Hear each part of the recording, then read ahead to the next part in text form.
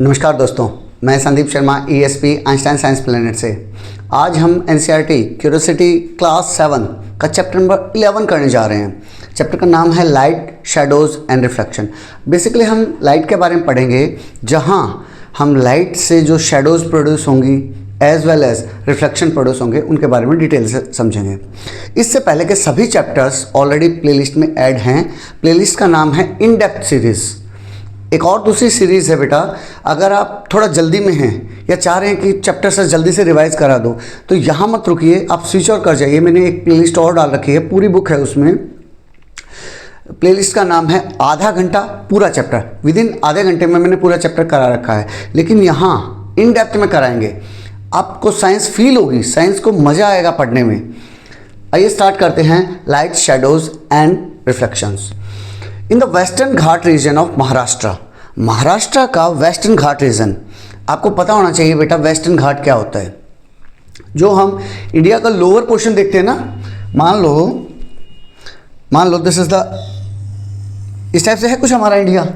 तो इंडिया का ये वाला हिस्सा is known as western Ghat, whereas ये वाला हिस्सा इसको ईस्टर्न घाट बोलते हैं। तो महाराष्ट्र का वो वाला रीजन जो वेस्टर्न घाट में आता है, जो कि वेस्टर्न घाट रीजन में आता है, वहाँ पे केशव स्पेंड करता है समर वैकेशन अपने फ्रेंड जतिन के ग्रैंड पेरेंट्स के साथ। केशव नाम का बच्चा है, जैसे नॉर्मली आपने एनसीईआरटी के सभी चैप्टर्स में देखा होगा, एक कहानी से स्टार्ट करते हैं। बहुत अच्छी टेक्निक है ये, कहानी से स्टार्ट करते हैं। तो यहाँ केशव के बारे में बात कर रहा है, जो कि अपना फ्रेंड, उसका जो फ्रेंड है जतिन, उसके ग्रैंड पेरेंट के साथ उनके विलेज में है। कहाँ है विलेज? महाराष्ट्र के वेस्टर्न घाट्स में है। Having lived in a big city, जैसे कि वो बड़े शहर में रहता है, he finds the forest, fresh air, sounds of gusting streams and chirping birds a novel experience. तो बहुत बड़े शहर में रहता है, उसको ये सब चीज़ें वहाँ कहाँ मिलेंगी?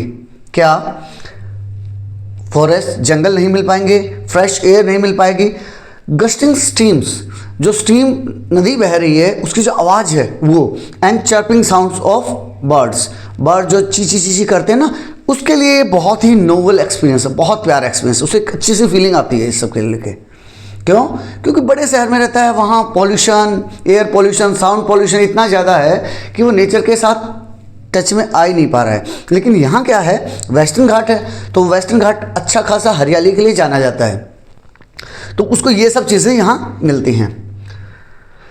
However, for Keshav, the most fascinating sight is the dance of hundred of fireflies. उसको सबसे अच्छा क्या लगता है इसमें से? इसमें अच्छा लगता है उसको कि फायरफ्लाइज, हिंदी में बोलते हैं बेटा इसको जुगनू। आप लोगों ने देखे होंगे में भी, खुद से केमिकल उनकी बॉडी में रोशनी पैदा होती है, उनकी बॉडी में रोशनी पैदा होगी। जुगनू में क्या होता है? लाइट जलती है, छोटे छोटे मतलब बी टाइप के, जैसे हमारे मक्खी होती है ना, मक्खी जैसे इंसेक्ट्स होते हैं बेटा, उड़ते रहेंगे और उसके अंदर केमिकली उनकी बॉडी में लाइट प्रोड्यूस होती है। Flashing their lights in a wonderful performance, और लाइट को बहुत वंडरफुल परफॉर्मेंस में जनरेट करते हैं, और रियली में बहुत अच्छा एक्सपीरियंस है। उन्हीं के बारे में बात कर रहा है। तो यहाँ क्या है, मीन्स आपको नेचर के साथ जुड़ाव महसूस कराना चाह रहे हैं। मेन कहानी को समझिए, वो नेचर के साथ जुड़ाव महसूस कराना चाह रहे हैं इस छोटी सी कहानी से। फिर क्या होता है, जब उसकी छुट्टियां खत्म हुई, at the end of their vacation Keshav and Jatin board an evening bus back to their city. Keshav और जतिन वापसी में शाम की बस पकड़ते हैं। तो जब शाम में वापस आ रहे हैं तो उनको मूनलाइट में चांद की रोशनी है और बहुत अच्छे अच्छे लैंडस्केप दिखाई देते हैं। लैंडस्केप मीन्स वहाँ की सीनरी वगैरह बहुत प्यारी लगती है उनको, चांद की हल्की हल्की रोशनी है, वहाँ उनको बहुत अच्छा लगता है।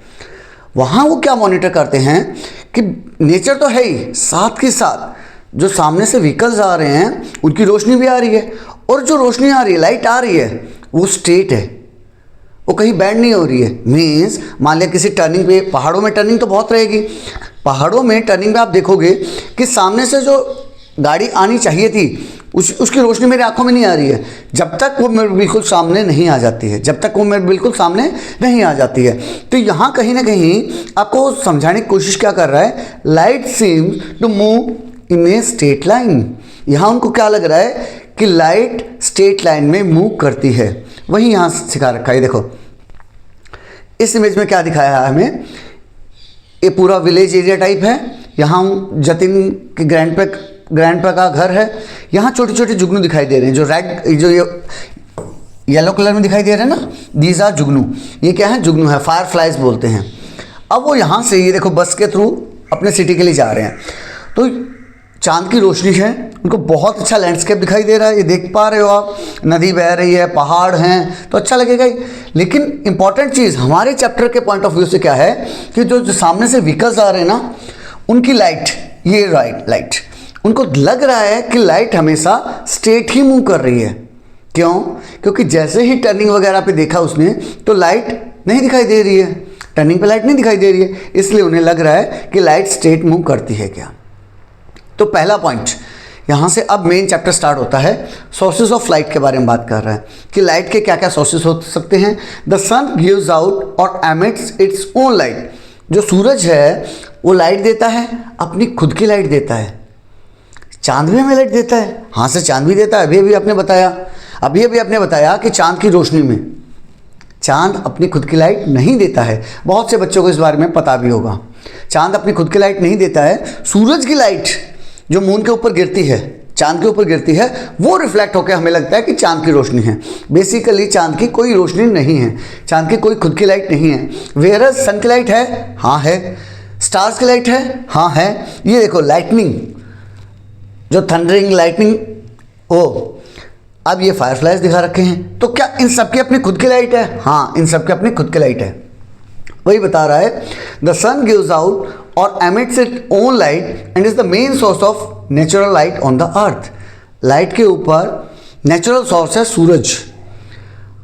Other than this, stars, lightning, natural fire जो आग लग जाती है, एंड सर्टन एनिमल्स के नाम पे फायरफ्लाइज की बात कर सकते हैं, also emit their own light, वो अपनी खुद की लाइट एमिट करते हैं।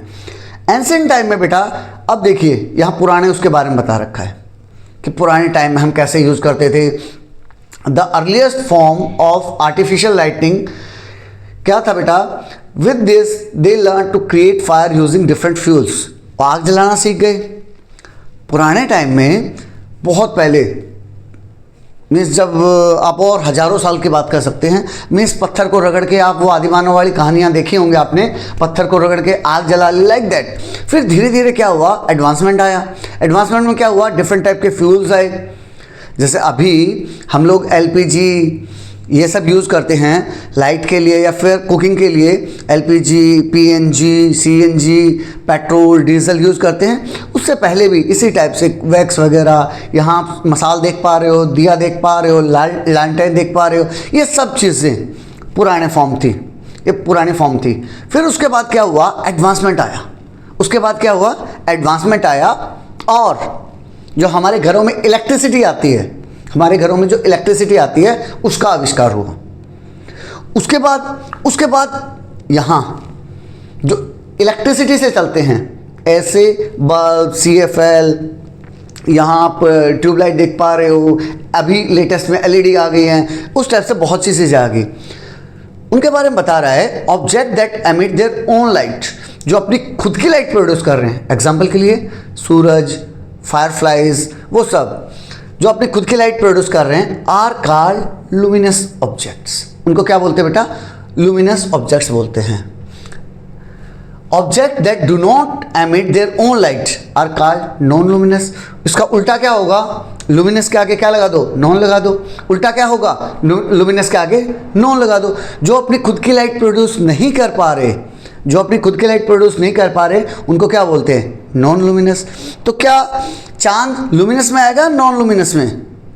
चांद लुमिनस में आएगा, नॉन लुमिनस में? बट ऑब्वियस चांद बेटा नॉन लुमिनस में आएगा, क्योंकि उसकी खुद की लाइट नहीं है, it can not produce it's own light. और सूरज किस में आएगा, लुमिनस में।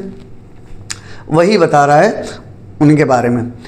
नेक्स्ट आता है साइंस एंड सोसाइटी में, यहाँ LED के बारे में बात कर रहा है। ये आपको छोटे वाली LED दिखा रखी है बेटा। छोटे वाली LED कहाँ देखने को मिलेगी? नॉर्मली आजकल आपके जो मीटर लगे हुए हैं ना, इलेक्ट्रिक मीटर, उसमें भी ध्यान करना, एक ग्रीन कलर की, रेड कलर की LED जलती रहती है, छोटी सी, वो चीज़ है ये। तो सर लेकिन हमारे घरों में जो बल्ब आता है उसको भी LED बोलते हैं। हाँ बेटा, वो भी LED ही है। LED की full form light emitting diode. एक ऐसा डायोड डायोड क्या होता है? डायोड एक ऐसा इलेक्ट्रॉनिक कंपोनेंट है बेटा जो सिर्फ एक ही डायरेक्शन में करंट को पास करने देता है। तो मेरा क्वेश्चन ये है, लाइट एमिटिंग का मतलब जो लाइट को एमिट कर दे, ऐसा डायोड जो लाइट को एमिट कर दे, that is known as light emitting diode. उसी के बारे में बता रखा है, light emitting diode lamps are modern light sources. जैसे अभी मेरे यहाँ भी जो रोशनी हो रखी है, जो लेफ्ट राइट में रोशनी दिखाई दे रही है, लाइट है जो आपको, जिससे मेरा चेहरा दिख रहा है, वो कैसे है? वो एलईडी का ही यूज़ करके है। Light emitting diode lamps are modern light sources, ये लेटेस्ट हैं अभी, that consume much less power. क्योंकि पहले टाइम में बेटा जितनी रोशनी एक एलईडी प्रोड्यूस कर रही है ना, अभी ये 15 वाट की है। वेयरएज पहले टाइम में इतनी रोशनी के लिए मुझे 100 वाट का बल्ब यूज़ करना पड़ता था। आप समझ पा रहे हो? पहले 100 वाट का था, उतनी रोशनी प्रोड्यूस करता था, अब ये 15 वाट का उतनी ही रोशनी प्रोड्यूस कर पा रहा है। इट मीन्स ये बहुत ही कम पावर कंज्यूम करती है, आर ब्राइटर, और रोशनी भी अच्छी देती है, एंड लास्ट लॉन्गर, और चलती भी अच्छी है। मान लो कोई चीज़ ऐसी है कि रोशनी अच्छी देती है, बिजली बजाती है, लेकिन हर महीने में ख़राब हो जाती है, तो मुझे पे करना पड़ेगा ना उसके लिए। तो लेकिन इसमें सारी चीज़ें अच्छी हैं, क्या? पावर भी कम कंज्यूम कर रहा है, रोशनी भी ज़्यादा दे रहा है, और चलता भी लंबा है देन द ट्रेडिशनल लैम्प्स, जो पहले में हम बल्ब वगैरह यूज़ करते थे, उनके कंपैरिजन में चलता भी अच्छा है। तो उन्हीं के बारे में बता रहा है, this not only reduces electricity bill but is also better for environment के लिए भी अच्छी है। लेकिन आपको एक ध्यान करना पड़ेगा, जब ये ख़त्म हो जाए, जब आपका बल्ब फ्यूज हो जाए, तो आपको डिस्पोज ऑफ प्रॉपरली करना पड़ेगा। ये नहीं है कि आपने निकाला कचरे में डाल दिया, उससे बेटा एनवायरनमेंट हैजार्ड्स हो सकते हैं। नेक्स्ट है, does light travel in a straight line? जैसे उस बच्चे ने, केशव ने क्या देखा था? केशव जब गाड़ी में, बस में ट्रैवल कर रहा था, अपने शहर के लिए वापस जा रहा था, तो उसे जो सामने से व्हीकल्स आते हुए दिखाई दे रहे थे, उनकी हेडलाइट से उसने अंदाज़ा लगाया, यार ये लाइट तो हमेशा स्ट्रेट मूव कर रही है, लाइट तो हमेशा सीधी मेरी आंखों में ही आ रही है। तो यहाँ क्वेश्चन अराइज कर रहा है, क्या लाइट हमेशा स्ट्रेट ही मूव करती है? आइए समझते हैं। उसके लिए उसने एक एक्टिविटी की। एक्टिविटी में क्या किया बेटा? उसने 3 मैच बॉक्सेस लिए। ये देख पा रहे हो मैच बॉक्सेस, स्ट्रेट खोल के, जो माचिस की तीली होती है ना, वो वाला पोर्शन है ये। उस 3 सेम साइज के मैच बॉक्स लिए, सेम हाइट पे यहाँ होल कर दिया, यहाँ होल कर दिया, यहाँ होल कर दिया, तीनों में सेम हाइट पे होल कर दिया, और उसको इस टाइप से अरेंज कर दिया, बिल्कुल एक लाइन में। और पीछे में एक वाइट स्क्रीन ले लिया। अगर वाइट स्क्रीन नहीं है तो आप नॉर्मल वाइट पेपर यूज़ कर सकते हैं, अदरवाइज इसको सीधा आप दीवार के ऊपर भी ले सकते हैं। वाइट दीवार है आपके घर में, तो आप उस वाइट दीवार को एज ए स्क्रीन यूज़ कर सकते हैं। फिर इधर से हम क्या करेंगे? टॉर्च की लाइट मारेंगे। जब टॉर्च की लाइट मारेंगे उस होल के ऊपर, तो होगा क्या? एक बात बताओ, इस होल में से रोशनी जाएगी दूसरे में, दूसरे से क्रॉस करते हो तीसरे में, और तीनों एक ही लाइन में हैं, तो क्या स्क्रीन के ऊपर, क्या दीवार के ऊपर एक वाइट स्पॉट बनेगा रोशनी का? हाँ सर बनेगा। ये बन गया है, ये बीचों बीच आप देख पा रहे हो, वो बन जाएगा। तो इसका मतलब लाइट स्ट्रेट में मूव करती है क्या? नहीं, यहाँ तक कुछ कंफर्म नहीं हुआ। स्ट्रेट में मूव करेगी तो उसके लिए मैं क्या करता हूँ, मान लिया बीच वाली जो मैच बॉक्स है उसको मैं लेफ्ट राइट कर देता हूँ, लेफ्ट राइट कर दूँ, थोड़ा नीचे कर दूँ, थोड़ा ऊपर कर दूँ। मीन्स मैंने उनको जो 3 छेद थे, जो 3 छेद बिल्कुल एक ही लाइन में थे, मैंने क्या किया, इस एक को यहाँ कर दिया, ऊपर नीचे लेफ्ट राइट। तो होगा क्या? यहाँ से जो रे ऑफ लाइट सीधी जा रही थी, अब यहाँ से यहाँ तक जाएगी, उसके बाद यहाँ तक जाने के बाद ऑब्स्ट्रक्शन आ गया, उसके सामने होल नहीं मिल पा रहा है, तो वो पीछे में इमेज नहीं बना पाएगी, पीछे में यहाँ रोशनी आपको नहीं दिखाई देगी। इसका मतलब लाइट स्ट्रेट लाइन में मूव करती है।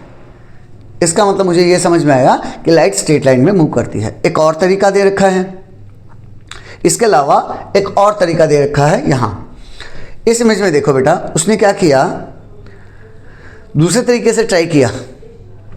एक पाइप ले लिया, फ्लेक्सिबल सा पाइप। सर फ्लेक्सिबल सा पाइप कहाँ मिलेगा? आपके वॉश बेसिन वगैरह हैं, उसके वॉश बेसिन के नीचे देखना बेटा, उसमें एक प्लास्टिक का पाइप लगा रहता है। तो अगर आप उसको दोनों हाथ से ऐसे स्ट्रेट करके पकड़ोगे तो it will work as a straight pipe. Flexible सा पाइप होता है, इसलिए बता रहा हूँ। वो क्या फ्लेक्सिबल सा पाइप है, उसी टाइप का आप पाइप यूज़ कर सकते हैं। तो आप मोमबत्ती के ठीक सामने अगर मैं उसको स्ट्रेट करके, बिल्कुल देखो ये स्ट्रेट है, स्ट्रेट करके इस रोशनी को देखने की कोशिश करूँगा तो आपको क्लियरली रोशनी दिखाई देगी। रोशनी दिखाई दे रही है। अब मैं क्या करता हूँ, उसको हल्का सा बैंड कर दिया मैंने बीच में से, ये देखो ऊपर गया नीचे गया, यानी जो चीज़ पहले यूँ स्ट्रेट जा रही थी उसको मैंने थोड़ा सा बैंड दे दिया, यहाँ बैंड दे दिया। अब जब बैंड दिया, उसको बैंड कर दिया एक जगह से, तो वो रे ऑफ लाइट जो इस यहाँ से लुमिनस ऑब्जेक्ट जो कि मेरी कैंडल थी वहाँ से चली, यहाँ तक पहुँची, यहाँ पहुँचने के बाद उसमें एक बैंड आ गया, यहाँ पहुँचने के बाद उसमें एक बैंड आ गया, तो यहाँ से आगे नहीं जा पाएगी। अगर ये बच्ची वो कैंडल को नहीं देख पा रही है, ये बच्ची कैंडल को नहीं देख पा रही है, इट मीन्स कि lights moves in a straight line. हाँ, हायर क्लासेस में 11th-12th में आपको बताया जाएगा कि लाइट बैंड कर जाती है कॉर्नर्स के ऊपर थोड़ी सी लाइट बैंड कर जाती है। सर कैसे? एक बात बताओ बेटा, तुमने देखा होगा, मान लो आप एक टेबल है और लाइट है, तो लाइट से आप टेबल की परछाई नीचे देख पा रहे होंगे। हाँ सर देख पाते हैं, लेकिन जो टेबल के नीचे शैडो है वहाँ भी आपको बहुत सी रोशनी दिखाई देती है। ऐसा नहीं है बिल्कुल वहाँ कंप्लीट डार्क है। इट मीन्स वो टेबल के कॉर्नर से कुछ लाइट बैंड करके अंदर की तरफ चली जाती है, जिसे हम डिफ्रैक्शन वगैरह बोलते हैं। वो आगे समझेंगे, 11th क्लास में समझेंगे। अभी अगर आपसे कोई पूछता है कि लाइट स्ट्रेट लाइन में मूव करती है क्या, आप बोलोगे हाँ लाइट स्ट्रेट लाइन में ही मूव करती है।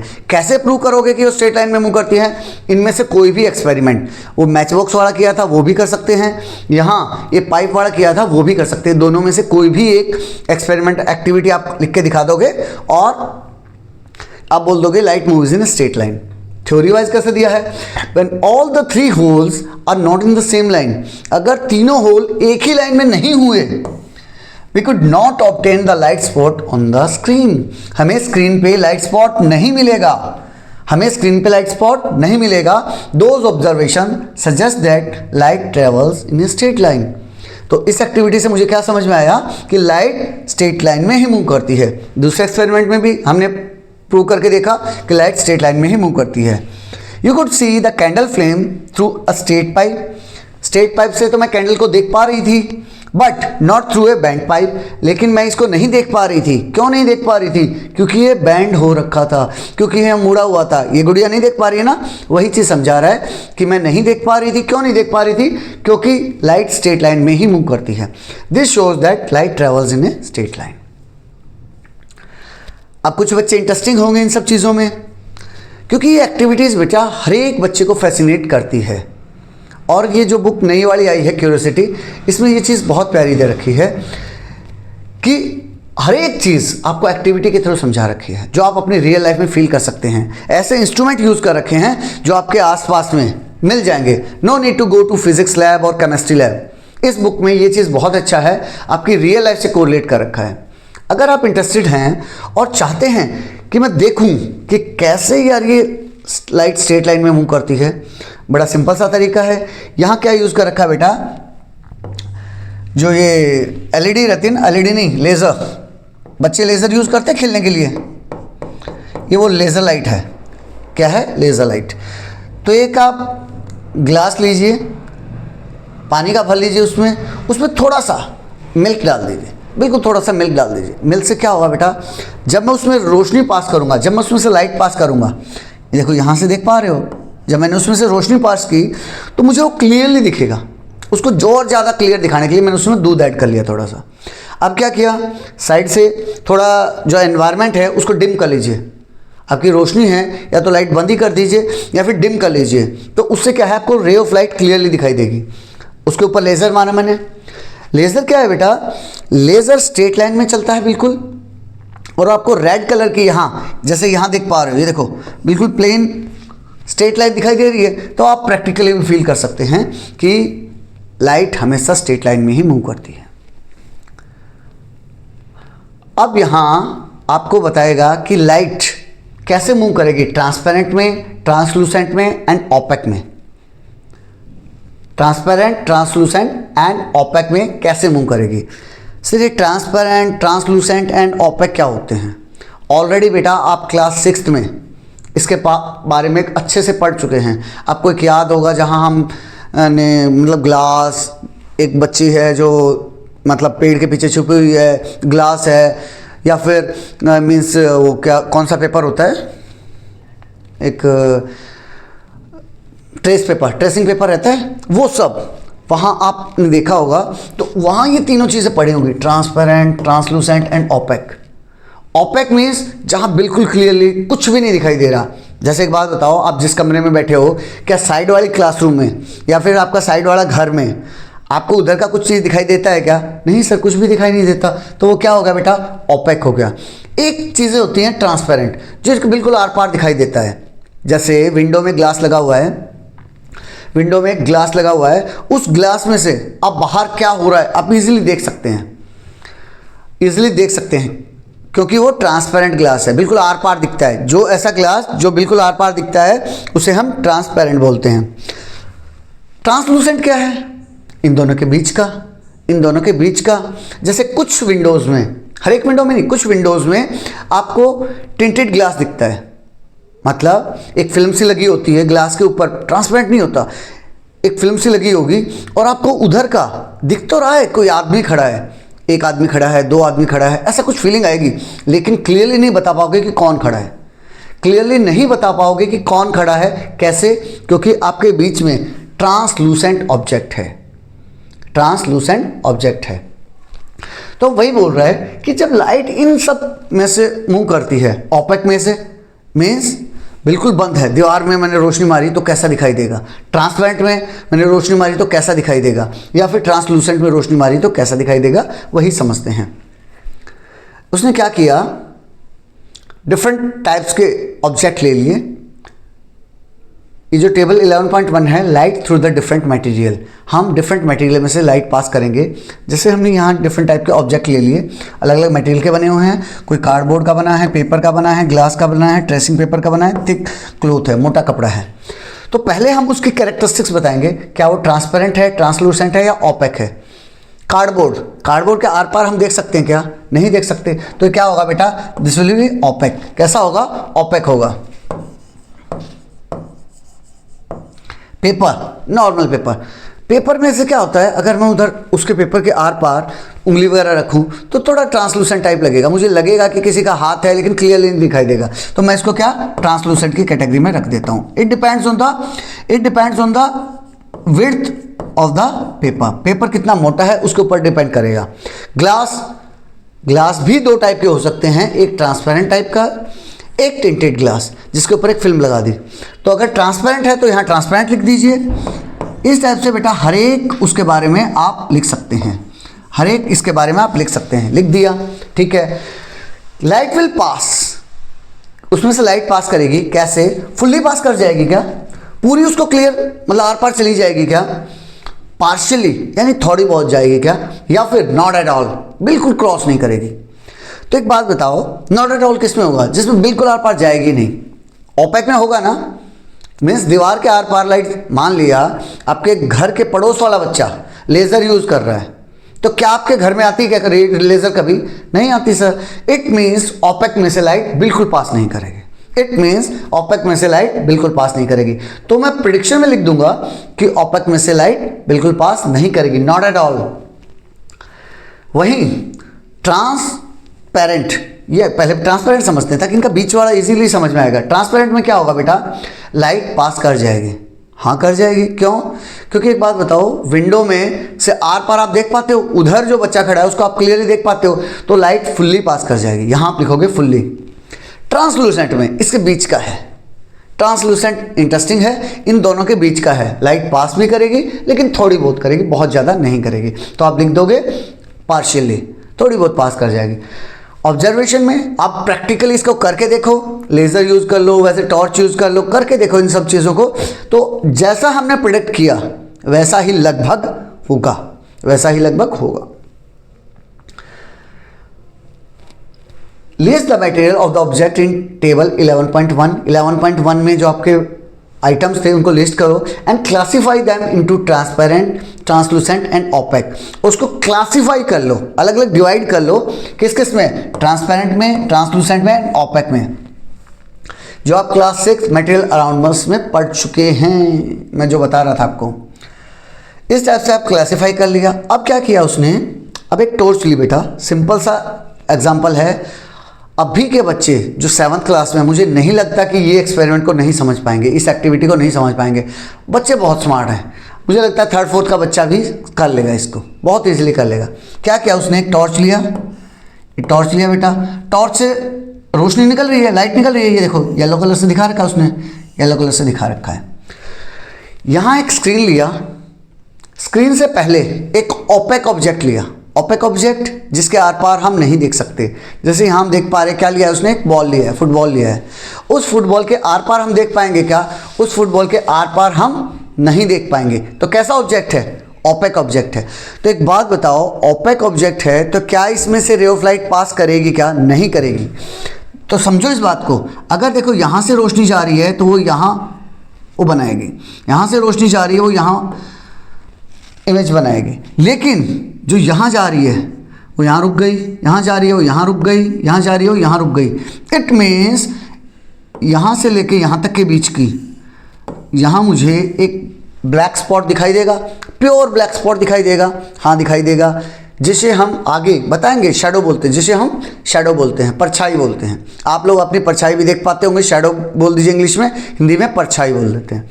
तो आपको एक इमेज, यहाँ जो ऑब्जेक्ट था उसकी एक इमेज दिखाई दी, एक उसकी परछाई दिखाई दी, जिसे हम शैडो बोल रहे हैं, जिसे हम शैडो बोल रहे हैं, उसी के बारे में यहाँ समझाया है। Was your observation the same as your prediction? आपने, आपकी जो ऑब्जर्वेशन थी क्या आपकी प्रिडिक्शन से मैच की, हाँ सर की। What conclusion would you draw? आपको क्या पता चला, मुझे ये पता चला कि light passes almost completely, light पूरी की पूरी पास कर जाएगी। पूरी की पूरी किस में से पास करेगी आप बताओ, लाइट पूरी की पूरी ट्रांसपेरेंट, ट्रांसलूसेंट या ओपेक में से पास करेगी, ट्रांसपेरेंट में से पास करेगी। तो मुझे लगा कि ट्रांसपेरेंट मटेरियल में से लाइट पूरी की पूरी कंप्लीटली पास कर जाएगी। लाइट पासिस पार्शियली, अब पार्शियली किस में से पास करेगी, थ्रू द ट्रांसलूसेंट, क्योंकि वो बीच का है। और अगर ओपेक ऑब्जेक्ट हुआ, अगर ओपेक ऑब्जेक्ट हुआ, जैसे अभी हमने फुटबॉल रख के देखी, तो क्या लाइट पास की, नहीं, does not pass, not at all, बिल्कुल पास नहीं करेगी। जैसे हम यहाँ देख पा रहे हैं, यहाँ देख पा रहे हो ये बच्ची है, बच्ची के पीछे की साइड इधर सूरज है, तो जो सूरज की रोशनी से गिर रही होगी ना बेटा बच्चे के ऊपर जो गिर रही होगी, तो उसके आसपास तो रोशनी जो गिर रही होगी वो तो ज़मीन पे गिरेगी, लेकिन जो बच्ची है उसकी बॉडी कैसी है, उसकी बॉडी ओपेक है, और उस ओपेक बॉडी में से लाइट पास नहीं कर पाएगी। इसीलिए यहाँ आप देख पा रहे हो उसकी बड़ी प्यारी सी एक शैडो बन जाएगी, उसकी एक शैडो बन जाएगी। यही चीज़ आप यहाँ, ये 3 अलग अलग बच्चे हैं, जैसे अभी तो बच्चे आजकल ये सब खेल करते ही नहीं हैं, क्यों, क्योंकि उनके पास मोबाइल आ गया है। दूसरा, घर में लाइट जाती ही नहीं है, घर में लाइट जाती ही नहीं है। जब हम लोग छोटे थे तो उस टाइम क्या होता था बेटा, लाइट जाती थी, क्यों, इन्वर्टर नहीं थे। तो जैसे ही लाइट जाएगी, कोई दिया लालटेन वगैरह जलाई, तो उस टाइम हम लोग ऐसे ऐसे डिफरेंट टाइप्स के, जैसे ये लोग शैडो बना के खेल रहे हैं ना, ये बीच वाला बच्चा देखो कैसा मेंढक जैसा दिखाई दे रहा है, मेंढक जैसा दिखाई दे रहा है। इस टाइप की डिफरेंट वो शैडोज बनाया करते थे। आपको भी कभी मौका मिले तो इसको ट्राई कर सकते हैं। ये देखो हाथ के थ्रू ये बच्ची कुछ और बना रही है, लाइक दैट, इस टाइप से। We now know that light travels in a straight line. Starting से पढ़ते आ रहे हैं, लाइट कैसे मूव कर रही है, एक स्ट्रेट लाइन में मूव कर रही है। So when an opaque object is placed in its path, जब एक ओपेक ऑब्जेक्ट, हमारी बॉडी कैसी है, ओपेक है ना, हमारी बॉडी को जब उसके लाइट के बीच में रखा, भाई मान लो यहाँ मैंने टॉर्च यूज कर रखी थी, ये लो टॉर्च की रोशनी जो इनके ऊपर गिर रही थी, यहाँ सामने क्या था, ये सामने स्क्रीन है, एक दीवार के ऊपर उन्होंने इमेज बना ली, तो स्क्रीन की तरह काम कर रहा है। तो जब रे ऑफ लाइट इसमें से पास की तो उनकी बॉडी ओपेक ऑब्जेक्ट की तरह काम किया और उन्होंने यहाँ शैडो बना दी। When an opaque object is placed in his path, जब ओपेक ऑब्जेक्ट को मैंने उसके पाथ में रखा, लाइट इज ब्लॉक, तो वहाँ की लाइट ब्लॉक हो गई। The dark patches, where light does not reach, वो डार्क पैचेस, जैसे फर्स्ट वन ये, सेकंड वन ये, थर्ड वन ये 3 पैचेस जहां लाइट नहीं पहुंच पाई इज द शैडो। उसको क्या नाम दिया गया? शैडो। हिंदी में क्या बोलते हैं? हिंदी में से परछाई बोलते हैं, शैडो या फिर परछाई। यहां हमें क्या समझ में आया बेटा? Opaque object form darker shadow. जो भी ओपेक ऑब्जेक्ट होगा वो डार्क शैडो बनाएगा। हमारी बॉडी एक अच्छी खासी शैडो बनाती है सूरज की रोशनी में, हाँ सर बनाती है, और डार्क होती है, ब्लैक कलर की होती है, हाँ सर होती है। तो वो कैसे इमेज बनाएगा बेटा? अच्छी खासी डार्क इमेज बनाएगा। वेयरएज जो ट्रांसलूसेंट है, जो बीच बीच की है, वो कैसी इमेज बनाएगा बेटा? कैसी शैडो बनाएगा? लाइट शैडो बनाएगा, हल्की शैडो बनाएगा। Even some transparent object can create faint shadows.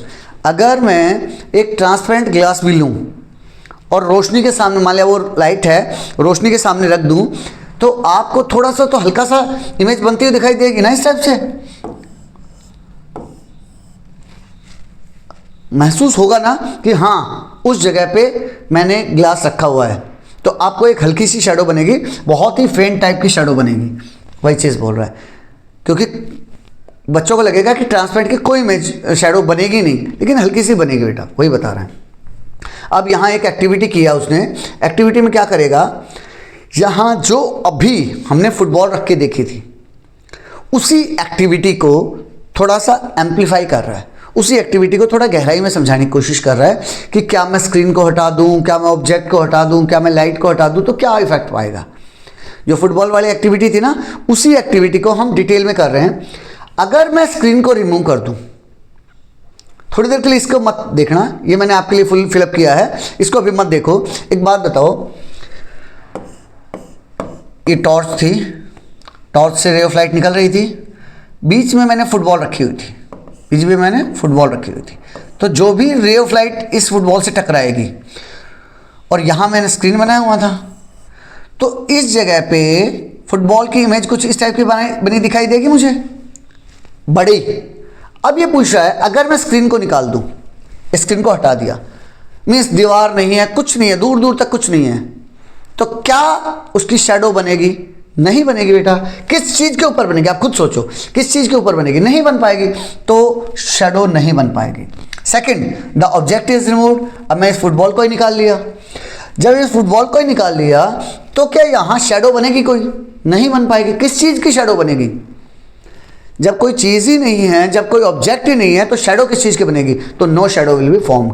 The torch is switched off. अब मैंने टॉर्च को हटा दिया, सिर्फ स्क्रीन है और फुटबॉल है, तो जब रे ऑफ लाइट ही नहीं आ रही है, तो कैसे, तो चाहे स्क्रीन हो, चाहे ओपेक ऑब्जेक्ट हो, लेकिन लाइट ही नहीं है, तो फिर भी शैडो नहीं बन पाएगी। ये 3 बड़े सिंपल से थे, आपको समझ आ गए होंगे। इसके बाद पूछ रहा है, the object is moved closer to the screen.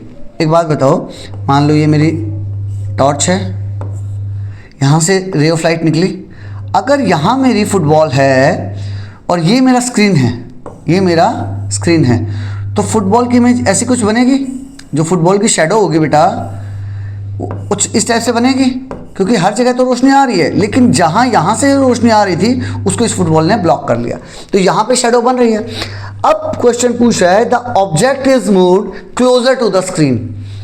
Object को स्क्रीन की तरफ लेके जाऊं, ऑब्जेक्ट को मैं स्क्रीन की तरफ लेके जाऊं, मान लो यहां की बजाय मैं क्या किया, ऑब्जेक्ट को यहां लेके गया।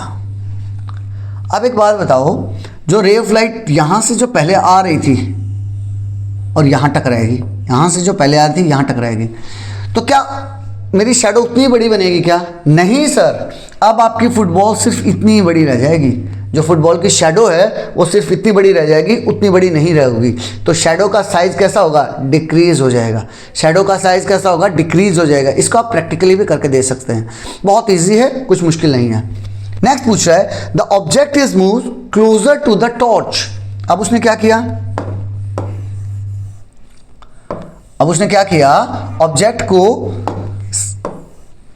ऑब्जेक्ट को स्क्रीन की बजाय टॉर्च की तरफ लेके गया। ऑब्जेक्ट को स्क्रीन के बजाय किधर लेके गया? टॉर्च की तरफ लेके गया, यानी यहाँ बनाए, मान लिया उतनी बड़ी फुटबॉल है। लेकिन एक बात देखो, अगर आप ध्यान से देखोगे तो इसको ज़्यादा एरिया को नहीं वो कवर कर लेगी, ये देखो। तो अब आपकी जो शेडो बनेगी वो कितनी बड़ी बन रही है, फुटबॉल की शेडो बन रही है, बड़ी बन रही है, तो शेडो का साइज बढ़ गया है। जैसे जैसे कोई चीज़ पास जाएगी तो शेडो का साइज बढ़ जाता है, जैसे जैसे चीज़ दूर जाएगी तो शेडो का साइज घट जाता है। Second, the object is tilted keeping the torch and the screen fix. अगर मैं स्क्रीन को और टॉर्च को फिक्स रखूं और ऑब्जेक्ट को टिल्ट करूं, जैसे फुटबॉल के केस में, अगर फुटबॉल के केस में टिल्ट करूंगा तो as football is spherical in shape, कैसी है, स्फेरिकल है, इमेज कैसी बनेगी, सर्कुलर बनेगी, सिंपल 2D में सर्कुलर टाइप बनेगी। तो यहां तो मुझे फर्क दिखाई नहीं देगा, लेकिन कोई चीज ऐसी है जिसका सिर पैर कुछ है, मीन्स यूँ सीधी स्ट्रेट है, तो आप अगर उसको टिल्ट करोगे, अगर आप उसको मान लिया ऐसी आपका ऑब्जेक्ट है, आप जैसे उसको टिल्ट करोगे तो क्या शेडो भी टिल्ट हो जाएगी? हाँ बेटा हो जाएगी। अब अपनी खुद की शेडो देखना, मान लिया मैं यूँ खड़ा हूँ सीधा हाथ ऊपर करके और मैं यूँ करूँगा तो हाथ मेरा शेडो में टिल्टेड दिखाई देगा, वही चीज़ पूछ रहा है, शेडो टिल्ट हो जाएगी। लेकिन फुटबॉल के केस में आपको दिखाई नहीं देगी। The colour of the object is changed, अगर मैं ऑब्जेक्ट का कलर चेंज कर दूँ तो शेडो पे कोई फर्क पड़ेगा क्या? एक बात बताओ, शेडो का कलर कैसा है? ब्लैक है, और हर बार ब्लैक ही है, चाहे मैं रेड कलर की शर्ट पहने हुआ हूँ, चाहे मैं ब्लैक कलर की हो, चाहे वाइट कलर की हो, शेडो कैसी है? ब्लैक है, तो इसलिए उसमें कोई चेंज नहीं आएगा। आप इस एक्टिविटी से क्या कंक्लूजन निकाल पाए, क्या इन्फर कर पाए, क्या समझ पाए, वो देखते हैं। Shadow are form when an object blocks light. Shadow कब बनती है? जब एक ऑब्जेक्ट लाइट को ब्लॉक करता है। कब बनती है? जब एक ऑब्जेक्ट लाइट को ब्लॉक करता है from falling on screen, screen पे नहीं गिरने देता। हमने देखा भी, जो फुटबॉल के से पहले की लाइट थी वो फुटबॉल रोक रहा था और लाइट को शेडो उस पर नहीं गिरने दे रहा था। We need a source of light. हमें क्या क्या चाहिएगा? हमें सोर्स ऑफ लाइट चाहिएगी, एक ओपेक ऑब्जेक्ट चाहिएगा और एक स्क्रीन चाहिएगा। ये तीन चीज़ें मस्ट हैं, ये तीन चीज़ें मस्ट हैं। हमने इस एक्टिविटी में समझा भी, कहाँ समझा?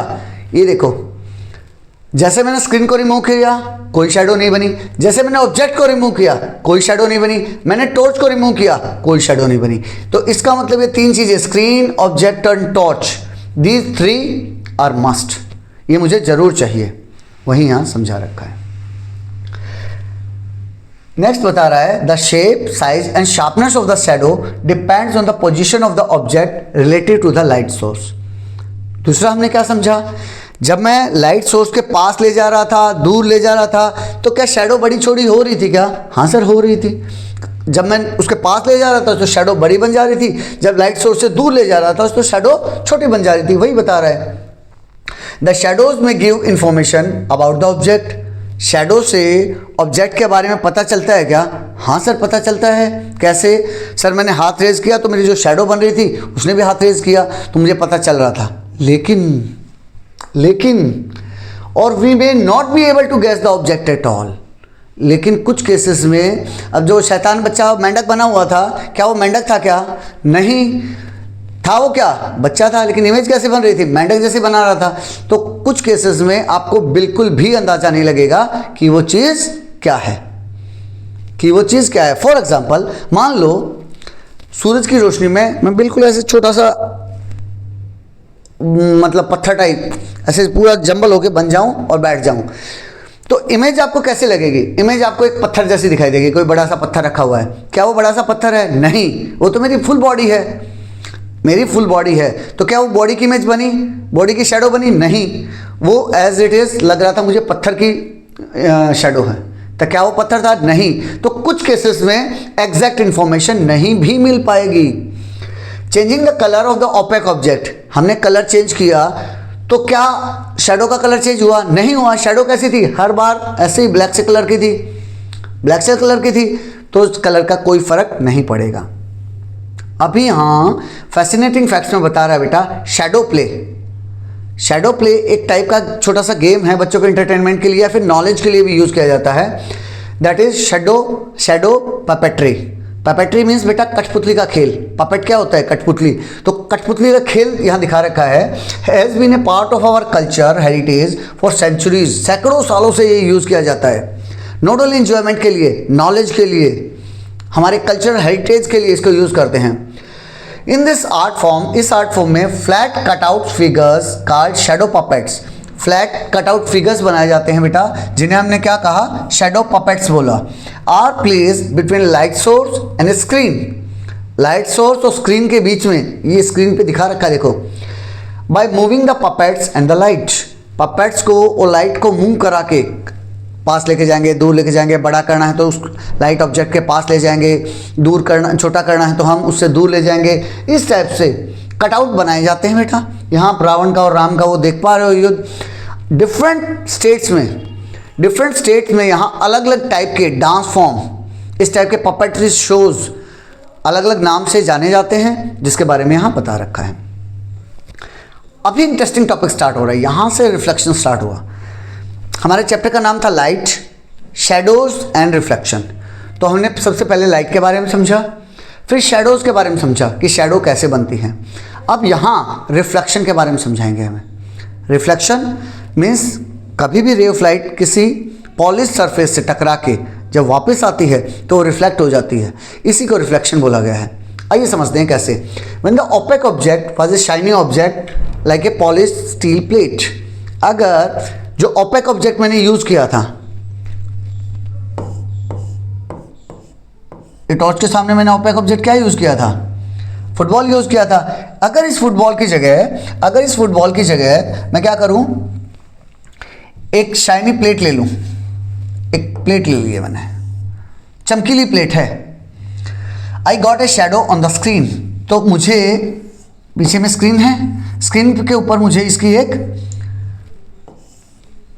शैडो दिखाई देगी। But I also saw there was a bright spot और light on the wall on the opposite side. यहां मुझे क्या दिखाई दिया? इस चीज का शैडो दिखाई देगा, इस चीज का मुझे ये शैडो दिखाई दिया। ये क्या है बेटा? शैडो है। लेकिन कैसे? देखो यहां से जो रे ऑफ लाइट जा रही थी वो इसको आर पार नहीं जा पाएगी, वो इसके आर पार नहीं जा पाएगी, तो यहां मुझे शैडो दिखाई देगा। लेकिन जो रे ऑफ लाइट इससे टकराने के बाद वो रे ऑफ लाइट यहाँ ऐसे जाएंगी, तो इधर उस तरफ तो मुझे शैडो दिखाई दिया, लेकिन इस तरफ, इसके बैक साइड में, इसके अपोजिट साइड में मुझे एक ब्राइट स्पॉट दिखाई देगा। क्या दिखाई देगा? ब्राइट स्पॉट ऑफ लाइट दिखाई देगा। Why was it so? यहाँ मुझे एक ऐसी ही प्लेट दिखाई देगी, ये क्या चीज़ है? वही समझा रहे हैं। आइए इन्वेस्टिगेट करते हैं। जैसे उसने क्या किया बेटा, सेम वही चीज़ इस गुड़िया ने क्या किया, यहाँ रे ऑफ लाइट थी, टॉर्च जो मैंने एक्सप्लेन किया वो टॉर्च मान लीजिए, मीन्स सोर्स ऑफ लाइट। तो यहाँ उसने सूरज की रोशनी ली, कहाँ गिराई? एक मिरर था इसके पास, मिरर जो नॉर्मली आप बाथरूम में या फिर स्कूल जाते वक्त यूज़ करते हैं ना कॉम वगैरह करने के लिए, वो मिरर लिया। तो रे ऑफ लाइट जब इससे टकराई, तो एक बात बताओ, जब यहाँ टकराएगी तो क्या यहाँ इस जगह पे, ये देख भी पा रहे हो, इस गुड़िया की शैडो दिखाई दे रही है, यहाँ पे इस मिरर की भी शैडो दिखाई देगी, इस जगह पे शैडो दिखाई देगी।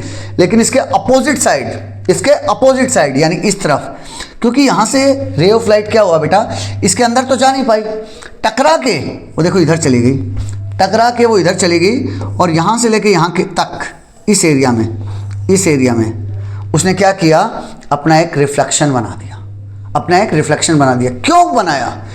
क्योंकि जो पॉलिश सरफेस था उससे टकरा के रे ऑफ लाइट वापस आई, और इसी को इस जगह पे हुआ क्या, इस पॉलिश सरफेस पे हुआ क्या? रिफ्लेक्शन हुआ। क्या हुआ? रिफ्लेक्शन हुआ। या वही बता रहा है, does it mean that the shiny plate, जो ये प्लेट ले रखी है या फिर मिरर ले रखा है, has change the direction of light? Yes, उसने डायरेक्शन ऑफ लाइट चेंज कर दी। हाँ सर, कर दी। पहले इधर जा रही थी, ये रे ऑफ लाइट का डायरेक्शन ये था, अब रे ऑफ लाइट का डायरेक्शन ये हो गया, इधर जाने लग गई। उसने क्या किया, ये दीवार अंधेरे में थी ना, अंधेरे को इल्यूमिनेट कर दिया। अभी आपके नॉलेज के लिए एक एडिशनल जीके के लिए बता रहा हूँ, अभी साइंटिस्ट प्लान कर रहे हैं, क्योंकि एक बात बताओ, जो सोलर लाइट है उसका हम बहुत यूज़ नहीं कर पा रहे। क्यों नहीं कर पा रहे? क्योंकि सर दिन में तो सूरज रहता है, रात में सूरज नहीं रहता है, तो क्या करें? तो अभी साइंटिस्ट एक प्लान कर रहे हैं कि अर्थ के ऊपर, एक इमेज के थ्रू समझा देता हूं आपको कैसे। मान लो बेटा यहां मेरा सोलर पार्क है, जहां बहुत बड़े बड़े सोलर पैनल्स लगे हुए हैं। तो दिन में तो मैं यूज़ कर लेता हूँ, रात में यूज़ नहीं कर पाता। क्यों? क्योंकि रात में सूरज दिखाई नहीं देता है। रात में सूरज कहाँ चला जाता है? ओरिजिन के पीछे छुप जाता है, ओरिजिन के नीचे चला जाता है। तो अब वो क्या प्लान कर रहे हैं बेटा कि मान लो दिस इज द सन, जो डायरेक्ट सनलाइट नहीं दे पा रहा है। तो अभी क्या करेंगे, ऊपर में बहुत बड़े सैटेलाइट, कई सारे सैटेलाइट छोड़ दिए जाएंगे जो कि सूरज को लाइट को रिसीव करेंगे। रिसीव करके यहाँ रिफ्लेक्शन होगा और वो इसके ऊपर लाइट डाल देंगे, वो इसके ऊपर लाइट डाल देंगे। तो दिन में भी सोलर लाइट मिल रही है मुझे और रात में भी सोलर लाइट मिलेगी। हाँ, इसके कुछ नेगेटिव इम्पैक्ट्स भी आएंगे। जब एक बात बताओ, इतनी ज़्यादा लाइट आएगी तो रात में आपको सोने में भी दिक्कत होगी, रात को आपको सोने में भी दिक्कत होगी, हमारी स्लीप साइकिल डिस्टर्ब हो जाएगी। इस टाइप की कई दिक्कतें आएंगी। Let's check. अभी ये इनिशियल फेज में है, इसके ऊपर काम चल रहा है। What conclusion do you draw? आपने कंक्लूजन क्या ड्रॉ किए? This activity suggest that a shiny surface, एक चमकती हुई सरफेस और a mirror changes the direction of light. Light की डायरेक्शन को उन्होंने चेंज कर दिया। That false upon it. This change in direction of the light by a mirror is called reflection of light. ये जो डायरेक्शन ऑफ लाइट चेंज किया ना, direction light को चेंज किया, उसी को बोलते हैं बेटा रिफ्लेक्शन ऑफ लाइट। इसी को क्या बोलते हैं? रिफ्लेक्शन ऑफ लाइट बोलते हैं। अभी इसी रिफ्लेक्शन ऑफ लाइट को मिरर के थ्रू समझते हैं। एक एक्सपेरिमेंट दिया है बेटा, एक एक्टिविटी दिया है, उसमें उसने क्या किया, एक थिन स्लिट बोल रखा है। थिन स्लिट यानी पतली सी स्लिट रहेगी। कैसे बनाया? कैसे? एक कंघा ले लिया आपने, कॉम, जो आप नॉर्मली कॉम यूज करते हो, उसके पूरे के ऊपर, कॉम कैसा होता है? कॉम कुछ इस टाइप का होता है।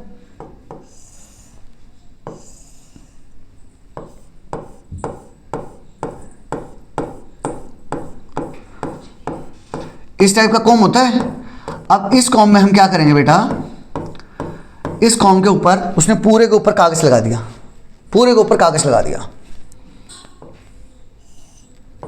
पूरे को उसने इस टाइप से कवर कर दिया, पूरे को, इस पूरे को कवर कर दिया। तो एक बात बताओ, जब पूरे को कवर कर दिया लेकिन बीच में एक पतली सी जगह खाली छोड़ दी, एक पतली सी जगह खाली छोड़ दी, इस टाइप से, इस टाइप से। अब एक बात बताओ, अगर मैं अब इस पर टॉर्च मारूंगा तो लाइट कहाँ से जाएगी? ये ओपेक है, ये ओपेक है, बीच में से पतली सी लाइन है जो कि खाली है, तो मेरी लाइट उसमें से अंदर एंटर कर जाएगी। वही यहाँ किया है, यहाँ वो कंप्लीटली ओपेक है, यहाँ कंप्लीटली ओपेक है, बीच में से जो पतली सी लाइन छोड़ी है वहाँ से मेरी रे ऑफ लाइट पतली सी अंदर जाएगी, हाँ सर जाएगी। वही उसने यूज़ किया है इस टाइप से। अब जो रे ऑफ लाइट अंदर जा रही थी उसके ठीक सामने, उससे ठीक सामने ऐसे ये प्लेन मिरर लगा दिया, और जिस टेबल पे आप एक्सपेरिमेंट कर रहे हो उस पर क्या किया उसने, एक वाइट कलर का, उस पर अपने वाइट कलर का कागज़ लगा दिया। कार्डबोर्ड लगा दो, चार्ट पेपर लगा दो, या फिर अगर आपके पास वाइट टेबल का सरफेस है तो वो भी कोई दिक्कत नहीं है, मतलब वाइट होना चाहिए। वाइट का फ़ायदा क्या होता है? वाइट का फ़ायदा ये होता है कि आपको रे ऑफ लाइट क्लियरली दिखाई देगी, जैसे ये देख पा रहे हो, रे ऑफ लाइट क्लियरली दिखाई देगी। अब एक बात बताओ, जब तक ये मिरर नहीं था, जब तक ये मिरर नहीं था, मैं इसको छुपा लेता हूँ। अब रे ऑफ लाइट मेरी कहाँ जा रही थी? बिल्कुल स्ट्रेट जा रही थी। जैसे मैंने मिरर लगा दिया तो मिरर, अभी अभी हमने पढ़ा, वो लड़की क्या कर रही थी, डायरेक्शन ऑफ लाइट को चेंज कर दे रही थी। तो रे ऑफ लाइट यहाँ गई, मिरर से टकराई, टकरा के रिबाउंड करेगी, वापस आएगी, ये इधर आ गए, इधर आ गए। तो आपको दोनों रे ऑफ लाइट दिखाई दे रही है। ये देखो, इसको बोलते हैं बेटा इंसिडेंट रे, इसको बोलते हैं इंसिडेंट रे, जो इंसिडेंट कर रही है इस पॉइंट के ऊपर। कहाँ? इस पॉइंट के ऊपर, जहाँ मिरर से टकरा रही है उसे बोलेंगे पॉइंट ऑफ इंसिडेंस। जहां पॉइंट पे टकराई उसे क्या बोलेंगे? Point of incidence. अब वहां से रिबाउंड होगी, रिबाउंड किसी दूसरे एंगल पे होगी, वो ये, तो ये वाली रे कौन सी होगी बेटा, रिफ्लेक्टेड रे, ये इंसिडेंट रे, ये कौन सा हो गया, पॉइंट ऑफ इंसिडेंस। वही यहाँ समझा रखा है कि मैंने देखा कि जो रे ऑफ लाइट जा रही थी वो रिफ्लेक्ट हो गई है, रिफ्लेक्शन ही समझ रहे। In a mirror I can also see my face, is that also due to the reflection of light. Normally जब आप स्कूल जाते हैं तो स्कूल जाते वक्त कॉम वगैरह करके जाते हैं, मम्मी तेल वगैरह लगा के, क्रीम वगैरह लगा के बोलती है कि कॉम कर लो। तो ये बच्ची को डाउट आ रहा है कि जो मिरर में मैं देख पा रही हूँ अपने आप को, क्या वो रिफ्लेक्शन ऑफ लाइट के कारण ही है? आप लोग क्या बोलते हो, आपको क्या लगता है? हाँ, वो रिफ्लेक्शन ऑफ लाइट के कारण ही है। Image form in a plane mirror. जब मिरर की बात आ जाती है तो बेटा मिरर 3 टाइप के होते हैं। मीन्स डिटेल में बात करें तो मिरर 3 टाइप के होंगे, plane mirror, concave mirror, convex mirror. लेकिन आपकी क्लास में, क्लास 7 में सिर्फ प्लेन मिरर है। 8th क्लास में आप कनकेव मिरर और कन्वेक्स मिरर के बारे में भी पढ़ेंगे। और हाँ, एक चीज़ एडवाइस करूँगा, गलती से भी ये चैप्टर मत मिस कर देना, लाइट वाला चैप्टर मिस मत कर देना। कुछ बच्चों को आदत होती है सेलेक्टिव स्टडी की कि सर 12 चैप्टर दे रखे हैं, एक छोड़ देता हूँ, क्या ही फ़र्क पड़ेगा, 11 कर लूँगा मैं, 11 में से बहुत अच्छे नंबर ले लूँगा। इसको मत छोड़ देना, लाइट को मत छोड़ना। रीज़न बीइंग क्योंकि ये 7th क्लास में है, 8th में आएगा, 10th में फिर से आएगा, 12th में फिर से आएगा। मीन्स आप लाइट को छोड़ सकते हो, लाइट आपको छोड़ने वाली नहीं है।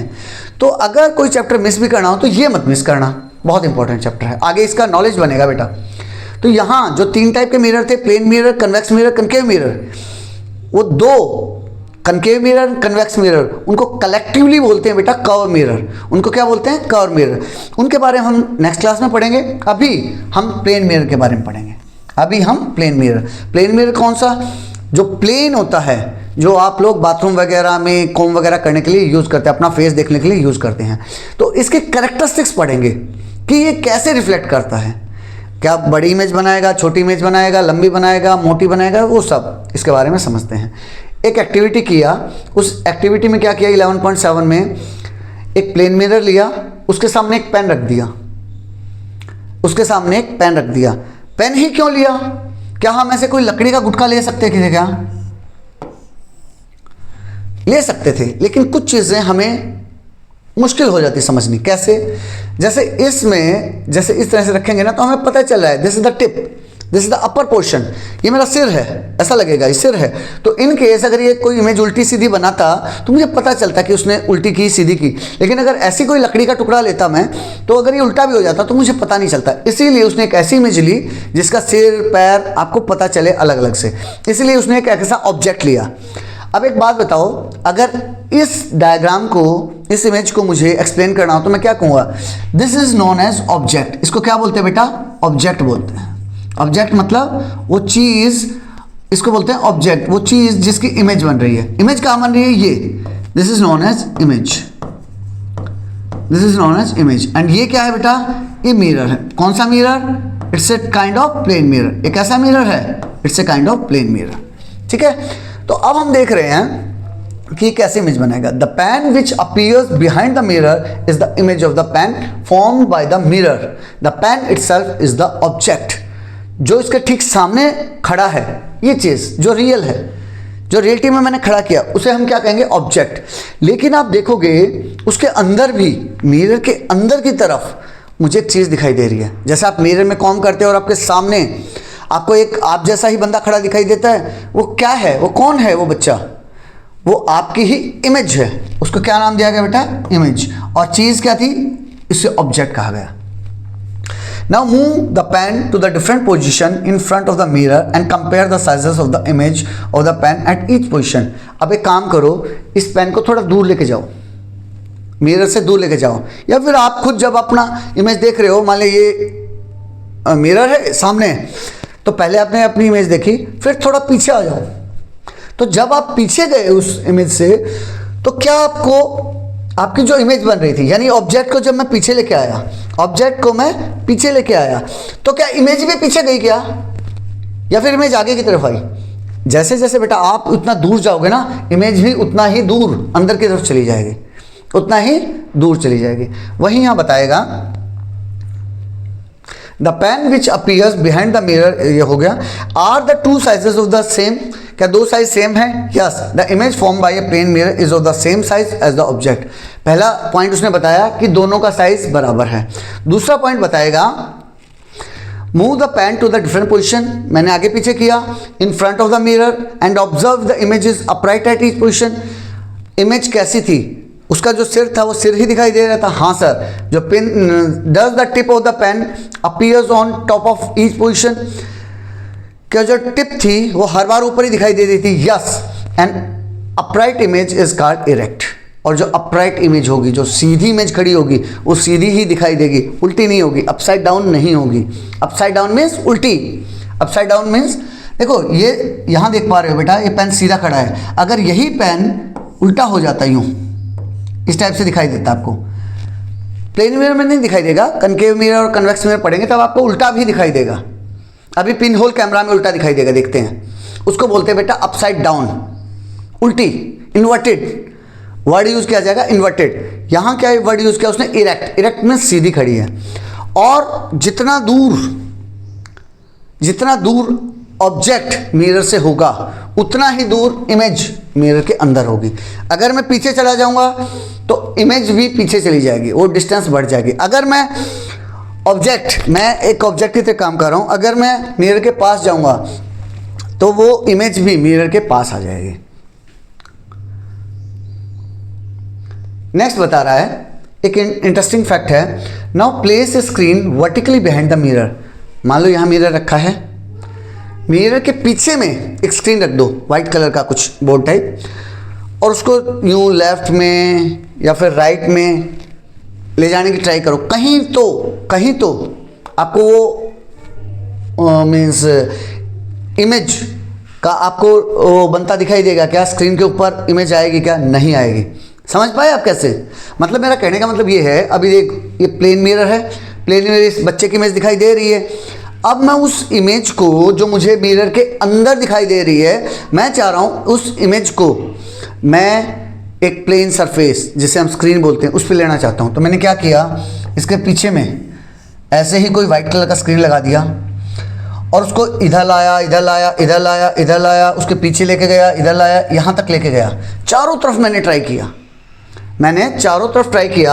क्या मुझे कहीं उसकी इमेज दिखाई देगी स्क्रीन के ऊपर? नहीं बेटा। प्लेन मिरर की एक खासियत होती है, कि उसकी इमेज आप स्क्रीन पे नहीं ले सकते, वही यहाँ बता रखा है। The image form by a plane mirror can not be obtain on a screen, उसको स्क्रीन के ऊपर नहीं ले सकते। अब एक एक्टिविटी कर रहा है, इस एक्टिविटी में क्या किया, प्लेन मिरर के सामने आप जैसा ही 7th क्लास का बच्चा ही है, उसने क्या किया, अब ध्यान से देखो, अगर मैं यूं खड़ा हूं और ये वाला हैंड रेज कर रहा हूं, उसने कौन सा हैंड रेज किया? लेफ्ट हैंड साइड वाला हैंड रेज किया। कौन सा रेज किया बेटा? लेफ्ट हैंड साइड वाला। कौन सा हैंड है इसका, ये बताओ? लेफ्ट हैंड है। लेकिन इमेज में देखो ध्यान से, अगर इमेज को मैं अपने आप से कंपैरिजन करूं तो इमेज ने कौन सा हैंड रेज कर रखा है? बेटा उसने राइट वाला हैंड रेज कर रखा है। ये मेरा राइट वाला हैंड है। इमेज ने कौन सा हैंड रेज कर रखा है? राइट हैंड रेज कर रखा है। फिर क्या करेगा वो? लेफ्ट को डाउन कर लेगा, अपने राइट हैंड को रेज करेगा। तो जब राइट हैंड को रेज करेगा तो इमेज का इस लड़के का आपको कौन सा हैंड रेज मिलेगा बेटा? लेफ्ट वाला हैंड रेज मिलेगा। ये क्या हुआ सर? ये क्या हुआ? इन्वर्जन हुआ क्या? इन्वर्जन तब होता बेटा जैसे ये अभी सीधा खड़ा है और इसको मैं अपसाइड डाउन कर दूं, अपसाइड को मैं डाउन कर दूं, तब आपको उसको इन्वर्जन बोलोगे। लेकिन ये इन्वर्जन तो है, राइट वाला लेफ्ट में आ रहा है और लेफ्ट राइट में जा रहा है। मैं राइट नोज को स्क्रैच कर रहा हूँ, वो लेफ्ट को स्क्रैच कर रहा है। इन्वर्जन तो है, लेकिन ये लेटरल इन्वर्जन है, ये अपसाइड डाउन वाला इन्वर्जन नहीं है, ये उल्टा इन्वर्जन नहीं है। ये कौन सा इन्वर्जन है? मेरा राइट उसका लेफ्ट हो गया है, इन्वर्जन तो हुआ लेकिन ये लेटरल इन्वर्जन है। इसको कौन सा बोलते हैं बेटा? इसको बोलते हैं लेटरल इन्वर्जन। यही यहां समझा रहा है लास्ट में। रेज योर लेफ्ट आर्म को रेज करो। Which arm does your image raise? आपका इमेज कौन सा हैंड रेज करेगा? टच योर राइट ईयर को टच करो। Which ear does your image touch?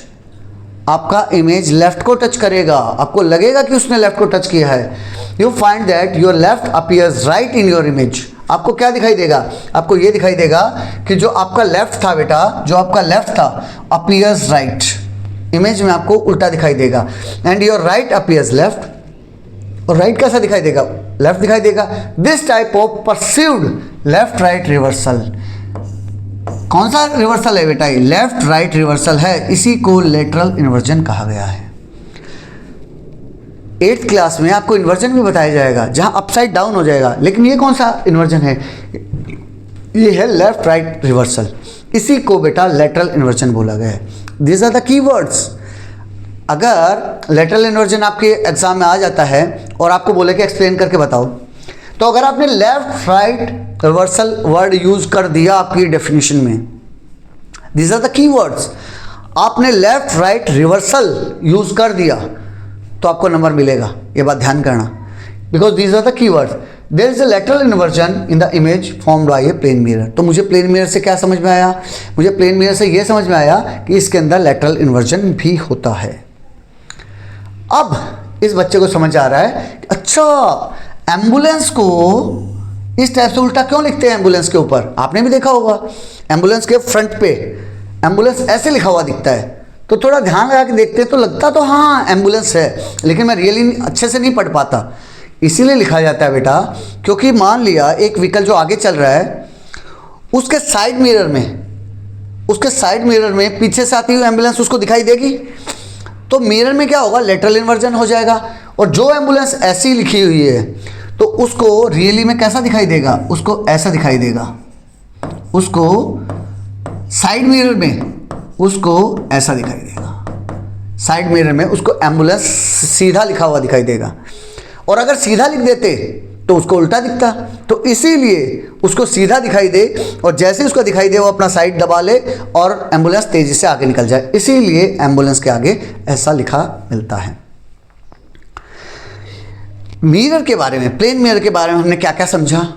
पहली चीज, जितनी मेरी इमेज थी, जितनी मेरा साइज था, जितना मेरा ऑब्जेक्ट का साइज था, उतना ही इमेज का साइज होगा।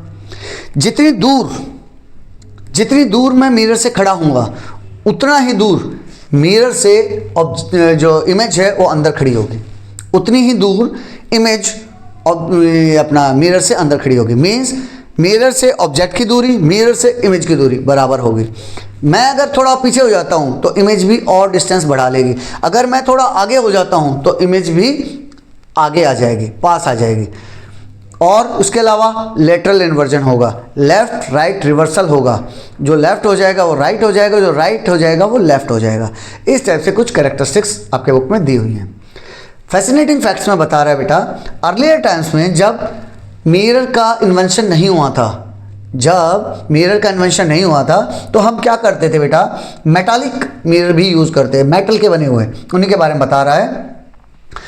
कैसे यूज़ करते थे? पॉलिशिंग स्टोन के ऊपर पॉलिश करके, या फिर मेटल के इस टाइप से मिरर यूज़ किए जाते थे। ये कहाँ बता रहा है? अभी तक केरला में, where Aranmula kannadi a unique metal surface, एक अलग ही टाइप का मेटल सरफेस है, mirror has been made for century, सालों से ये बनता आ रहा है। Can we see an image of an object only in a mirror? क्या इमेज को हम मिरर पे ही देख सकते हैं? और are there some other ways as well? क्या कहीं और भी देख सकते हैं? अभी हमने देखा जैसे नॉट ओनली मिरर के ऊपर, मेटालिक सरफेस के ऊपर, या फिर स्टोन को पॉलिश करके हमने यूज़ किया, या फिर आप थाली वगैरह में, स्टेनलेस स्टील की जो थाली चम्मच बनी हुई, उसमें भी आप अपनी इमेज देख सकते हैं। उसके अलावा कुछ बेटा ऑप्टिकल इंस्ट्रूमेंट्स भी हैं। ऑप्टिकल मतलब बेटा जहाँ भी लाइट आ जाए ना, वहाँ ऑप्टिक वर्ड को समझ लेना, बार बार आएगा। ऑप्टिशियन के पास चलते हैं, किस लिए? चश्मा बनवाने के लिए। ये ऑप्टिकल इंस्ट्रूमेंट है, कहाँ? इसका मतलब लाइट के बारे में, जहाँ भी आपको ऑप्टिक्स मिले समझ लेना वो लाइट के बारे में।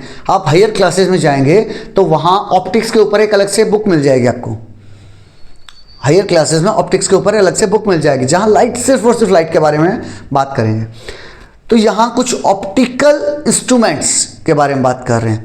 3 इंस्ट्रूमेंट आपके बुक में दे रखे हैं। First one is pin hole camera, second is periscope, and third one is kaleidoscope. 3 instrument समझेंगे। पहला इंस्ट्रूमेंट क्या है? Pin hole camera. नाम से ही देखो, नाम से ही देखो, पिन होल, एक होल है जो पिन के साइज का है। इसके अंदर एक होल होगा, छोटा सा होल होगा, जिसमें से हम चीज़ें देखेंगे और वो कैमरे की तरह काम करेगा। A pin hole camera is a device. ये कैसा है? एक डिवाइस है। बेटर आई एडवाइज यू, आप डिवाइस के बजाय एक वर्ड और यूज करो इसके साथ, बोलो pin hole is a optical device. कैसा डिवाइस है? Pin hole is a optical device, light का डिवाइस है, in which the light rays from an object pass through a tiny hole. Light pass करेगी, कहाँ से पास करेगी? एक छोटे से होल में से, जिसे हम पिन होल बोलते हैं। And forms an image on a screen, और स्क्रीन के ऊपर इमेज बना देगी। यहाँ दिखा भी रखा है आपको, अच्छे से समझा रखा है कि पिन होल कैमरा रियली में काम कैसे करता है। इस एक्टिविटी के थ्रू समझाया कैसे। एक हमने कैंडल यूज़ कर ली, कैंडल को लाइट कर लिया, बंद किया, उसके सामने एक स्क्रीन लगा दी, एक कार्डबोर्ड लगा दिया, जिसके अंदर पतला सा छेद डाल दिया, पतला सा छेद कर दिया। ये देखो यहाँ दिखा रखा है पिन होल। क्या किया? उसमें एक होल कर दिया जो पिन के साइज़ का है, और बाद में एक स्क्रीन लगा दिया। अगर स्क्रीन नहीं भी है तो आप वाइट दीवार पे इसको यूज़ कर सकते हैं। तो होगा क्या? यहाँ से रे ऑफ लाइट जाएगी इस छोटे से छेद से, और यहाँ अपनी इमेज बनाएगी। ये क्या था? मेरा ऑब्जेक्ट था। ये क्या था? इमेज था।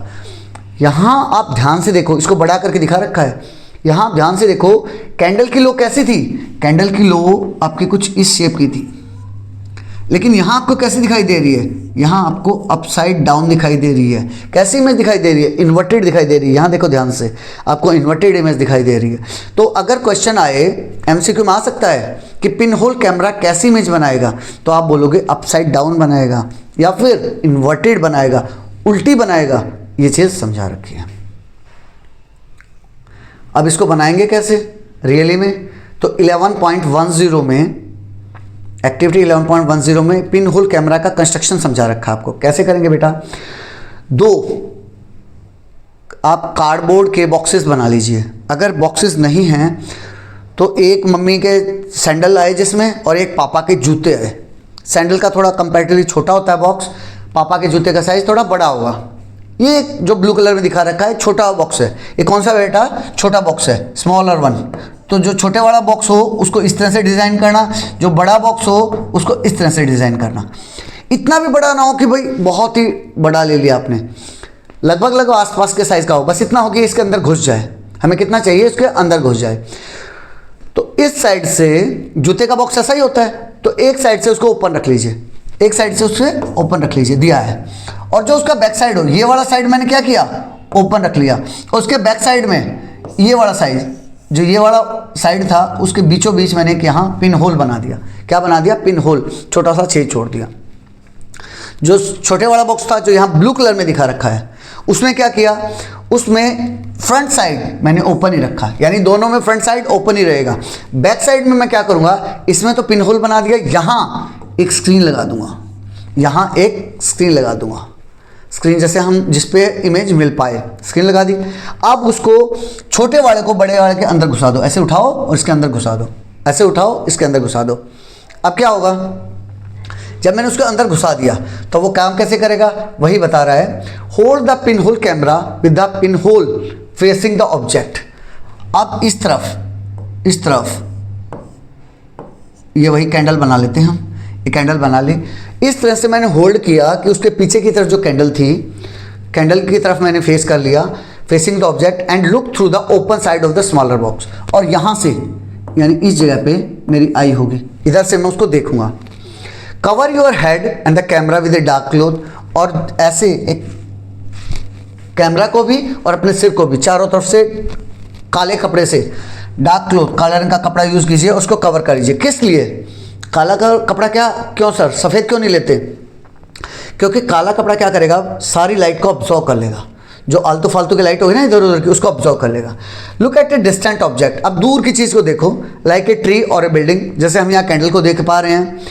इन bright sunlight and move the smaller box forward and backward. Red वाले बॉक्स को वहीं रखो और ब्लू बॉक्स को थोड़ा आगे थोड़ा पीछे, थोड़ा आगे थोड़ा पीछे करो। मीन्स हम उसको एडजस्ट कर रहे हैं ताकि इमेज क्लियर बन पाए। हम क्या करेंगे, उसको आगे या पीछे मूव करेंगे, स्मॉलर बॉक्स को आगे मूव करेंगे और पीछे मूव करेंगे until an image appears on the tracing paper. जो यहाँ मैंने स्क्रीन लगाया था ना, जिसमें स्क्रीन पे क्या था, ट्रेसिंग पेपर लगाया था, तो उसमें मुझे इमेज क्लियरली दिखाई देगी। इस तरह से एडजस्ट करो। अगर आपको ब्लर दिखाई दे रही है तो उसको थोड़ा आगे या थोड़ा पीछे करके देखो, ताकि ट्रेसिंग पेपर के ऊपर आपको एक क्लियर इमेज दिखाई दे। Do the image seen in the camera show the colours of the object on the other side. क्या इमेज ने आपको कलर दिखाया? आर द इमेज इरेक्ट और अपसाइड डाउन। इमेज कैसी बनी? सीधी बनी, इरेक्ट मीन्स सीधी बनी या उल्टी बनी। नेक्स्ट पिन होल में जो चीज़ पूछ रहा है उसके बारे में बता रहा है। अगर आप डाइव करेंगे डीपली, गहराई में जाएंगे, तो pin hole camera gives an upside down image. Upside down means जिसका अपसाइड डाउन हो जाए, यानी इन्वर्टेड हो जाए। क्या वर्ड यूज करेंगे इसके लिए हम? Inverted image. अगर उसमें आ जाता है क्वेश्चन पेपर में पिन होल कैमरा कैसी इमेज देगा, तो आप बोलोगे इन्वर्टेड इमेज देगा या फिर अपसाइड डाउन इमेज देगा। लेकिन on the other hand there is a lateral inversion in the image formed by the mirror. लेकिन जब हम मिरर देख रहे थे तो मिरर में कैसी इमेज थी? इन्वर्टेड थी क्या? सर इन्वर्टेड थी, लेकिन वो अपसाइड डाउन वाली इन्वर्टेड नहीं थी, वो लेटरल इन्वर्टेड थी। जो राइट हो रहा था वो लेफ्ट बन जा रहा था, जो लेफ्ट था वो राइट बन जा रहा था, जिसे हम राइट लेफ्ट रिवर्सल बोल रहे थे, जिसे हम राइट लेफ्ट रिवर्सल या फिर लेटरल इन्वर्जन बोल रहे थे। वो मिरर में ऐसा मिलेगा, but is not upside down. लेकिन मिरर में क्या अपसाइड डाउन थी क्या? क्या आपका सिर उल्टा दिख रहा था क्या? नहीं, आप सीधे दिखाई दे रहे थे। We will learn about in higher grades. अब और दूसरे कुछ यूजफुल आइटम बना रहा है। पहला बनाया है उसने पेरिस्कोप। पेरिस्कोप भी, अगर पेरिस्कोप की डेफिनेशन आ जाए तो आप पेरिस्कोप में भी स्टार्ट कैसे करोगे? पेरिस्कोप में ऐसे ही स्टार्ट करोगे। Periscope is an optical instrument. कैसा इंस्ट्रूमेंट है? ऑप्टिकल इंस्ट्रूमेंट है। किस टाइप का? प्लेसिंग टू प्लेन मिरर, दो प्लेन मिरर से मिलके और जेड शेप में बनाएंगे हम। कैसे? यहाँ। इसका पर्पस क्या होता है बेटा? इसका पर्पस ये होता है, जैसे आप इस इमेज में देख पा रहे हो, ये बच्चा दीवार से नीचे है, ऊपर तक नहीं पहुँच पा रहा। तो जो इनएसेसिबल चीज़ें हैं, जैसे आपके घर में आप एक छोटा सा ऐसे पेरिस्कोप बना सकते हो, और मम्मी वगैरह जब दिवाली की सफाई कर रही हैं या फिर कुछ ढूंढ रही हैं और ऊपर अलमीरा में बहुत कुछ ऊपर रखा हुआ है और आपकी हाइट पहुंच नहीं पा रही है, तो आप उसका यूज़ करके नीचे खड़े खड़े ऊपर की चीज़ देख पा रहे हो। या फिर सबमरीन वगैरह में यूज़ किया जाता है, इसको सबमरीन शिप वगैरह में यूज़ किया जाता है ताकि दुश्मन आपको ना देख पाए। मान लो ये फाइटिंग कर रहा है, ये फायरिंग चल रही है और ये देख रहा है कि सामने क्या क्या है। तो अगर मान लिया इधर से फायरिंग हो भी रही है, इधर से फायरिंग हो भी रही है, तो ये बच्चा तो दीवार के पीछे छुपा हुआ है। अगर मान लिया इसको गोली लगी भी तो ये पेरिस्कोप टूटेगा, ये बच्चा नहीं मरेगा। जबकि ये यहाँ बैठे बैठे यहाँ से इजीली देख पा रहा है, ये इजीली देख पा रहा है। इसका पर्पस यही रहता है। तो बनता कैसे है ये? इस टाइप का जेड शेप का एक कार्डबोर्ड का बॉक्स बना लीजिए, दो मिरर यूज़ कर लीजिए। एक मिरर ये है जिसको 45 डिग्री पे रख लिया, दूसरा मिरर ये है इसको फिर से 45 डिग्री पे ही रखा। 45 पे क्यों रखा? यहाँ से देखो बेटा, मान लो मुझे इस पेड़ को देखना है, तो पेड़ के ऊपर कोई रे ऑफ लाइट गिरेगी, गिरी, यहाँ से टकरा के वो रे ऑफ लाइट इधर जाएगी, एंटर किया, इस मिरर से टकराई, यहाँ रिफ्लेक्शन हुआ, यहाँ फिर से रिफ्लेक्शन हुआ, फिर ये अंदर गई, फिर दूसरा रिफ्लेक्शन हुआ, और यहाँ से होते हुए इस बच्चे के आइज से टकराएगी। और इस तरह से ये बच्चा इस पेरिस्कोप को यूज़ कर सकता है। Third one is kaleidoscope. Kaleidoscope क्या है बेटा? It is again A optical instrument जो कि बहुत प्यारी प्यारी इमेज देखने के काम आता है। बहुत कोई सिंपल सी चीज़ होगी, इसमें होता क्या है, ये किस प्रिंसिपल पे काम करता है? ये प्रिंसिपल रहेगा बेटा मल्टीपल रिफ्लेक्शन। इसके अंदर क्या होगा? मल्टीपल रिफ्लेक्शंस बनेंगे। इसमें होगा क्या? 3 रेक्टेंगुलर प्लेन मिरर यूज करेंगे। ये देखो यहाँ दिखा रखा है आपको, 3 रेक्टेंगुलर, 3 ऐसे रेक्टेंगल शेप के, ऐसे रेक्टेंगल शेप के प्लेन मिरर होंगे जिनको हम यूँ एक दूसरे के ऊपर फोल्ड कर देंगे। जैसे आप प्रिज्म देखते हो ना, प्रिज्म, उस टाइप का फोल्ड कर देंगे of equal weight and join them together in A triangular manner. ऐसे एक ट्रायंगुलर मैनर में इस टाइप से आपने उसको जोड़ दिया। You may use these strips of thick reflective paper instead of mirror. Mirror की जगह आप रिफ्लेक्टिव पेपर भी यूज कर सकते हो। Fix these in a circular tube. इस टाइप से एक सर्कुलर ट्यूब ले ली, कोई मोटा पाइप टाइप ले लिया जिसके अंदर आपने फिक्स कर दिया। On one end of the tube fix a transparent plastic sheet. एक साइड में इधर एक प्लास्टिक शीट लगा दी ट्रांसपेरेंट वाली, कौन सी शीट लगा दी? ट्रांसपेरेंट। ट्रांसपेरेंट क्यों लगाई? ताकि इधर से इसमें रोशनी आती रहे, On one end of the tube, fix a transparent plastic sheet using a rubber band or an adhesive tape.